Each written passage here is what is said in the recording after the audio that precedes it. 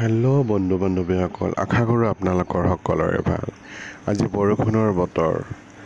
ইমান দিনে খুব গৰম পৰিছিলে আৰু বৰষুণ পৰিছে যোৱা ৰাতিৰ পৰা, আৰু ৰাতিপুৱাও কিনকিনে ধুনীয়া বৰষুণ পৰি আছে। খুবেই ভাল লাগিছে আৰু সকলোৰে কাৰণেই ভাল হৈছে খেতি পথাৰৰ। আহক আমি অকণমান বিহুকে উপভোগ কৰোঁ এই বহি